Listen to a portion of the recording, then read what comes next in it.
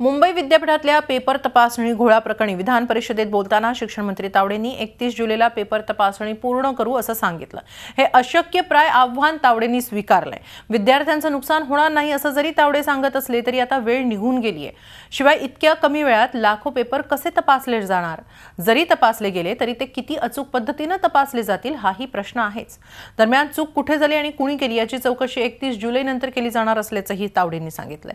विरोधकांच्या प्रश्नांना मात्र तावडेंनी गुळमुळीत उत्तर दिली। पेपर तपासण्याचा स्पीड वाढवला तरी त्यात किंचित सुद्धा अकॅडमिक्स किंवा गुणवटी विद्यार्थ्यांच्या भविष्याचा प्रश्न असतो आणि त्यामुळे पेपर तपासणी ही योग्य पद्धतीने झाली पाहिजे। मॅन पॉवर वाढवतो। आधी समजा 500 प्राध्यापक शिक्षक पेपर तपासत होते तर आता आम्ही ते 2200 वर नेतो।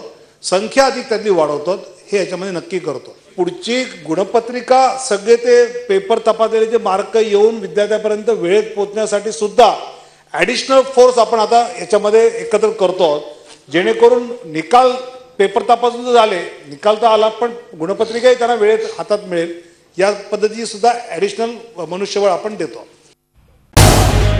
झी 24 तास रहा एक पाऊल पुढे।